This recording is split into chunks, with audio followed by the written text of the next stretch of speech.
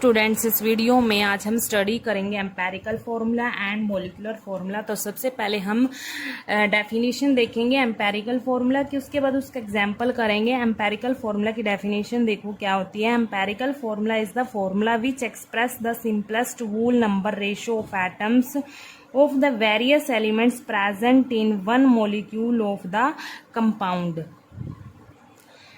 तो देखो यहाँ पर जो मोलिक्यूल होता है उसमें डिफरेंट एलिमेंट्स होते हैं, तो उनके एटम्स नंबर को हम सिंपलेस्ट होल नंबर रेशो में एक्सप्रेस करते हैं, तो उसको हम एम्पेरिकल फॉर्मूला बोलते हैं। सिंपलेस्ट होल नंबर रेशो में अगर हम एटम्स को एक्सप्रेस करेंगे मोलिक्यूल में, उसको हम क्या बोलेंगे, एम्पेरिकल फॉर्मूला। जैसे एग्जांपल देखो यहाँ पर, जैसे एक मोलिक्यूल है यहाँ पर बेंजीन का जो मोलिकुलर फॉर्मूला होता है, मान लो C6H6 होता है, यहाँ पर कार्बन 6 और हाइड्रोजन 6, C6H6। अब क्या बोल रहे हैं एम्पेरिकल फॉर्मूला में, जो ये नंबर कार्बन जैसे यहाँ पर 6 है, हाइड्रोजन यहाँ पर 6 है, ये एटम्स के नंबर को अगर हम सिंपलेस्ट होल नंबर रेशो में लिखेंगे, मतलब इसको हम सिंप्लीफाई करेंगे, तो वो उसका एम्पेरिकल फॉर्मूला आ जाएगा। जैसे यहाँ पर देखो कार्बन 6 है और हाइड्रोजन भी 6 है, ये इनकी एक्चुअल रेशियो है यहाँ पर। ठीक है, अगर हम इनको अब सिंप्लीफाई करेंगे, 6 1 जा 6, 6 1 जा 6, मतलब सिंप्लीफाई कर दिया तो ये क्या आ गया, 1:1 आ गया यहाँ पर। तो अब यहाँ पर कार्बन कितने हैं, 1 है, और हाइड्रोजन भी कितने हैं, 1 है, मतलब जो एक कार्बन है वो एक हाइड्रोजन के लिए यहाँ पर। ठीक है, तो इसका जो एम्पेरिकल फॉर्मूला होगा वो क्या होगा, एम्पेरिकल फॉर्मूला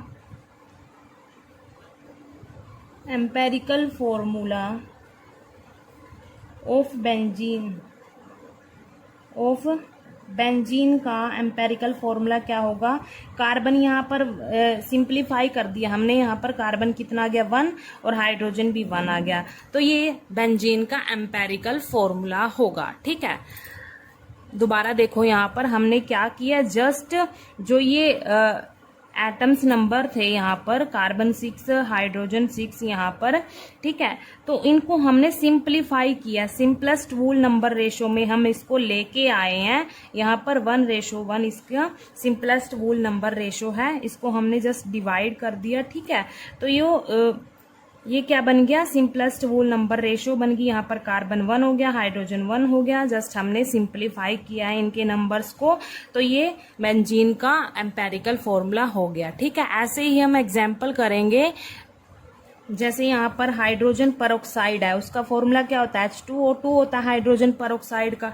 ठीक है, यहाँ पर हाइड्रोजन 2 है रेशो, क्योंकि रेशो में बात कर रहे हैं ना हम, ऑक्सीजन क्या है 2, इनको हम सिंप्लीफाई करेंगे तो क्या आएगा, सिंप्लीफाई करके यहाँ 2 1 जा 2, 2 1 जा 2। ठीक है, सिंप्लीफाई किया तो 1:1 आ गया यहाँ पर।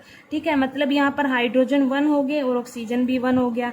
ठीक है, मतलब एक हाइड्रोजन एक ऑक्सीजन के लिए, मतलब ऐसे प्रेजेंट होगा इस मॉलिक्यूल में।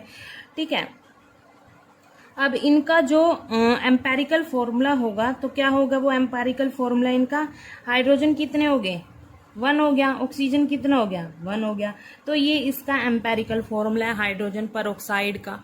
ठीक है, ऐसे ही अगर हम ग्लूकोज का देखें, ग्लूकोज का C6H12O6 होता है। ठीक है, ये होता है उसका मोलिकुलर फॉर्मूला।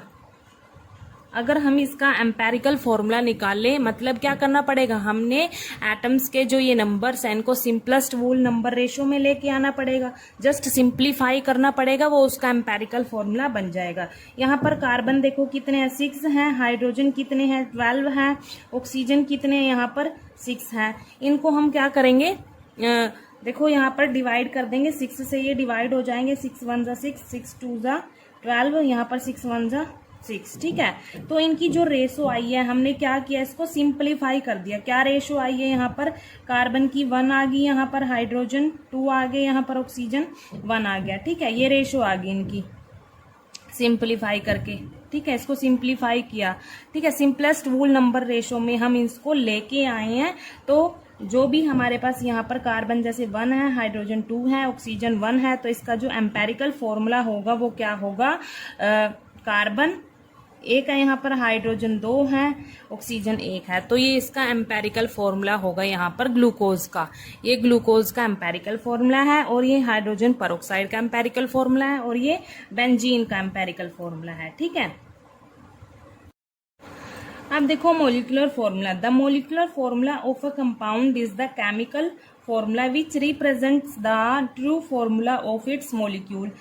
मतलब ये जो मोलिक्यूल का जो ट्रू फॉर्मूला है उसको रिप्रेजेंट करता है। It express the actual number of atoms.